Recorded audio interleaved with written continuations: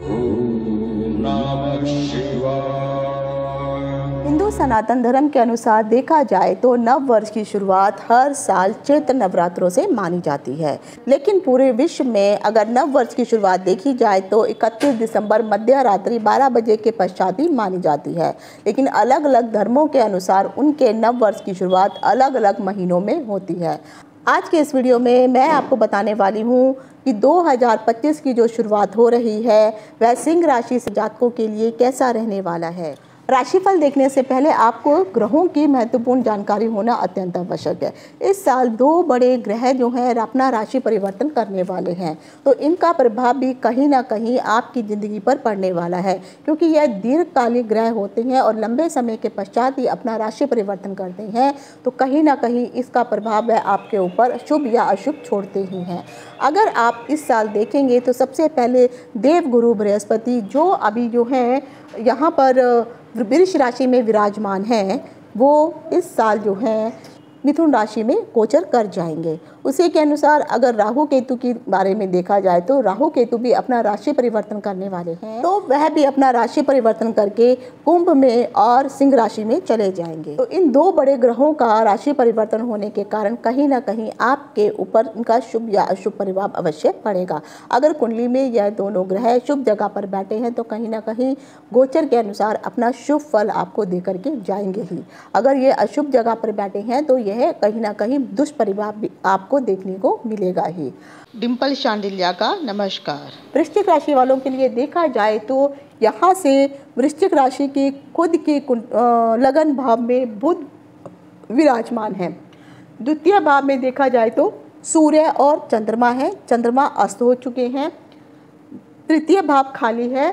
चतुर्थ भाव में शुक्र और शनि विराजमान हैं और पंचम भाव में राहु बैठे हुए हैं। छठा भाव खाली है। सप्तम भाव में गुरु हैं। अष्टम भाव खाली है। नवम भाव में मंगल बैठे हुए हैं, लेकिन वह भी वक्री और नीच अवस्था में हैं।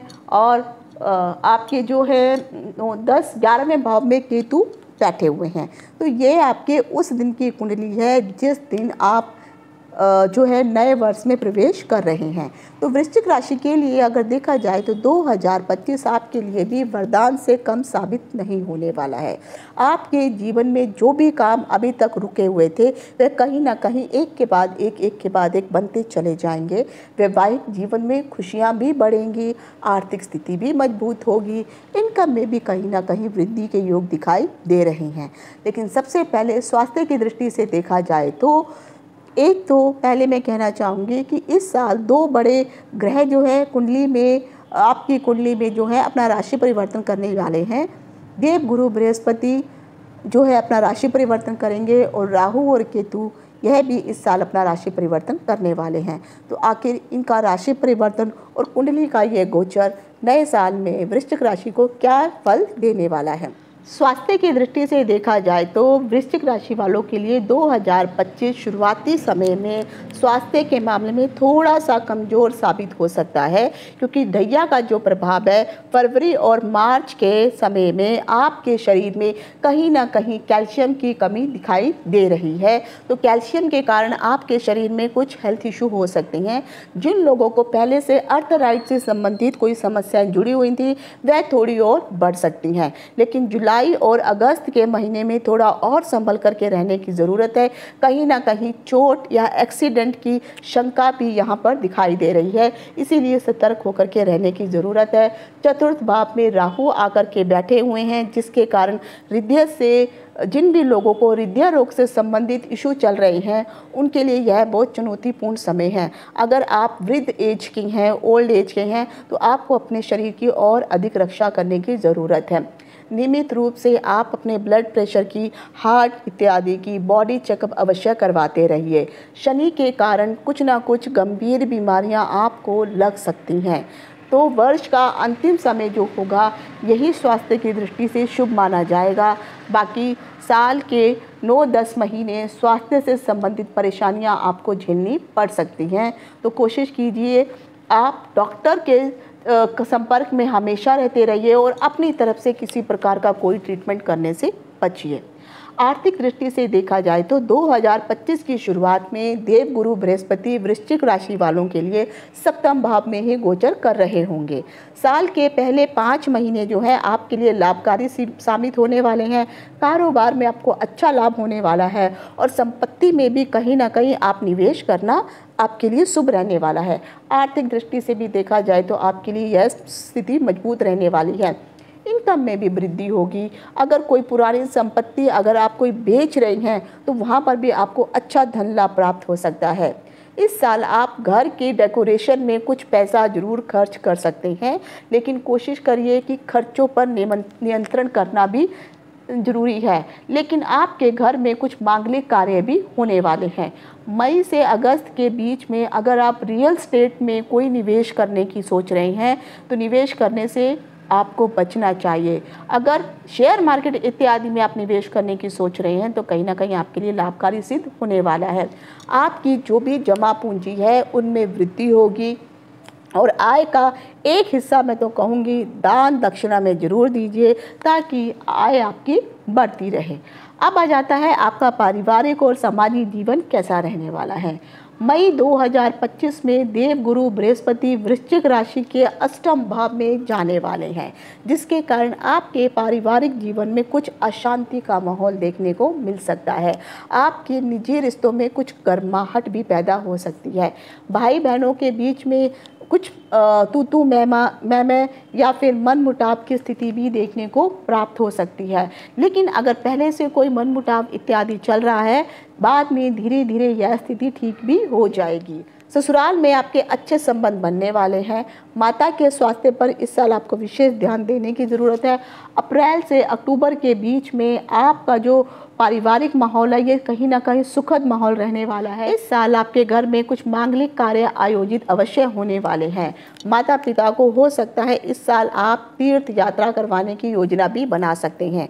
पारिवारिक सहयोग और भावनात्मक जो भी जुड़ाव आपके परिवार के साथ है उसमें इस साल कद्र होने वाली है। परिवार में आपकी सराहना भी होने वाली है। जनवरी में जिन भी लोगों का विवाह नहीं हुआ है, विवाह से संबंधित अच्छे न्योते आपको प्राप्त हो सकते हैं। आप जो है इस साल जो है विवाह से संबंधित कार्य भी संपन्न हो सकते हैं। आपका विवाह भी तय हो सकता है। जो भी लव बर्ड हैं, जिन लोगों को अभी तक कोई पार्टनर नहीं मिला है तो इस साल आपको एक अच्छा पार्टनर भी प्राप्त हो सकता है। लेकिन अप्रैल और मई के दौरान शनि और मंगल के कारण आपको जो है कहीं ना कहीं जो पुराने रिश्ते अभी तक चल रहे थे उसमें टूटने की संभावना दिखाई दे रही है। मन मुटाव हो सकता है। मन में कुछ इस प्रकार की गलतफहमियां हो सकती हैं जिसके कारण आपके रिश्तों में जो है कड़वाहट पैदा हो सकती है। तो कोशिश कीजिए लड़ाई झगड़े को शांत करने की और बैठ करके उसको सुलझाने की। दाम्पत्य जीवन की जो भी जिम्मेदारियां हैं ध्यानपूर्वक इस साल आपको निभानी होगी। मतभेदों से स्पेशली बचना होगा और कोशिश करिए संवाद से बैठ के द्वारा ही उन मतभेदों को सुलझाने की। शिक्षा और करियर के क्षेत्र में अगर देखा जाए तो 2025 में शनि वृश्चिक राशि वालों के चतुर्थ भाव में बैठ करके गोचर कर रहे हैं। उसके बाद वह जो है पंचम भाव में रहेंगे, जिसके चलते आपके भूमि, मकान, वाहन इत्यादि का सुख आपको प्राप्त होने वाला है। मानसिक शांति भी आपकी बढ़ने वाली है। यह वर्ष शिक्षा के लिए भी बहुत अच्छा रहने वाला है। जितने भी विद्यार्थी वर्ग हैं उनके लिए यह समय बहुत अच्छा है। शिक्षा के क्षेत्र में उनको जो है अच्छी उपलब्धियां प्राप्त होने वाली हैं। राहु का जो गोचर है विद्यार्थियों के लिए भी बहुत ही अच्छा रहने वाला है। फरवरी से अप्रैल तक का जो भी समय है, अगर आप लोग किसी प्रकार की प्रतियोगी परीक्षा में बैठने वाले हैं या बैठ चुके हैं, उसके बाद आपका कोई इंटरव्यू अगर इस महीने में होने वाला है तो आपके ये प्रतियोगिता परीक्षा के रिजल्ट अच्छे आने वाले हैं। अच्छे नंबरों से आप पास होंगे। अगर आप इंटरव्यू भी देने वाले हैं तो कहीं ना कहीं इंटरव्यू में भी सफलता आपको मिलने वाली है। जुलाई में शनि जरूर वक्री हो जाएंगे, जिसके कारण कुछ ना कुछ बाधाएं आपको दिखाई दे रही हैं। मई 2025 में राहु केतु अपना राशि परिवर्तन कर रहे हैं। वह चतुर्थ भाव में और केतु आपके दसम भाव में आकर के गोचर करेगा, जिसके चलते नौकरी में बदलाव की संभावना भी दिखाई दे रही है। लंबे समय से जॉब में प्रतीक्षा कर रहे लोग जो अपनी पदवी को बढ़ाना चाहते थे, प्रमोशन चाहते थे, अब कहीं ना कहीं उनको अच्छे अवसर अवश्य प्राप्त होने वाले हैं। कार्य क्षेत्र में थोड़ा बहुत मनमुटाव जरूर आपके कलीग्स के बीच में देखने को मिल सकता है। पारिवारिक जीवन में भी कुछ ना कुछ अशांति और खर्चे में वृद्धि के योग भी दिखाई दे रहे हैं। लेकिन जितने भी कारोबारी लोग हैं, व्यापारिक वर्ग के लोग हैं, अगर आप कुछ नया प्रोजेक्ट शुरू करना चाहते हैं तो इस साल फंड की कमी के कारण वह प्रोजेक्ट आपको रोकने पड़ सकते हैं। नवंबर के बाद जो समय है थोड़ा अनुकूल हो जाएगा। जो लोग अपने नौकरियों को बदलाव करना चाहते हैं, नौकरी में परिवर्तन करने के कारण उनको अच्छी सफलता प्राप्त होगी, अच्छी पोस्ट और अच्छी सैलरी मिलेगी। और जो लोग कारोबार में अभी तक जो प्रोजेक्ट आपके रुके हुए थे, अब जो है कहीं ना कहीं उन प्रोजेक्ट्स के लिए आपको फंड भी मिलेंगे और कहीं ना कहीं आपके व्यापार में भी वृद्धि होगी। तो कुल मिलाकर के देखा जाए तो 2025 का जो वार्षिक राशिफल है आपके लिए कहीं ना कहीं सकारात्मक परिणाम लेकर के ही आने वाला है। सिर्फ स्वास्थ्य का ध्यान आपको अवश्य रखना होगा। अगर फिर भी कोई ना कोई प्रॉब्लम आपकी जीवन में चल रही है तो किसी अच्छे ज्योतिषी से अपनी कुंडली जरूर कंसल्ट कराइए। और जो मैं कॉमन उपाय बता रही हूँ, कोशिश करिए इन उपायों करने से पहले आप अगर कुंडली अपनी किसी अच्छे ज्योतिषी को दिखाते हैं फिर उपाय करते हैं तो ज़्यादा अच्छा लाभ होगा।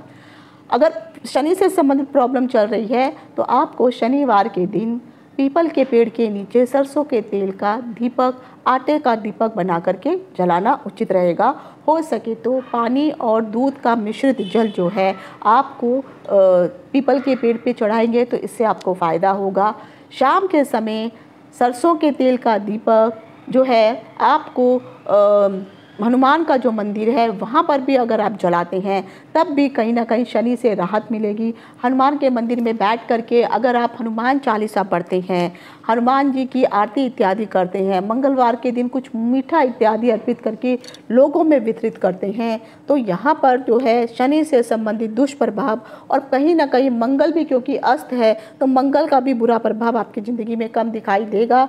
लेकिन जो लोग राहु केतु से परेशान हैं उन लोगों के लिए मैं कहूँगी वह लोग भी उस शिवलिंग पे जाकर के वह ओम रुद्राय नमः का जो है मंदिर में जाकर के जाप कर सकते हैं। शिवलिंग के ऊपर रुद्राभिषेक करवा सकते हैं जिससे राहु से संबंधित दुष्परिणाम देखने को कम मिलेंगे। रुद्राक्ष की माला में ओम रुद्राय नमः का जाप अवश्य करिए। और केतु के लिए मैं कहूँगी कि जो भी लोग गणेश की पूजा करते हैं या गणेश के मंत्रों का जाप, सरस्वती माता के मंत्रों का जाप कर सकते हैं। स्ट्रीट डॉग को जो है आप कुछ खिला सकते हैं, दूध वगैरह उनको खिलाइए।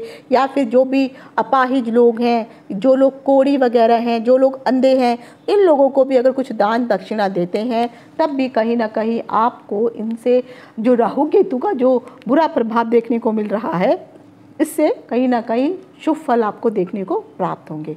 तो ये था कुल मिलाकर के जो है सिंह से लेकर के वृश्चिक राशि के जातकों के लिए 2025 का राशिफल।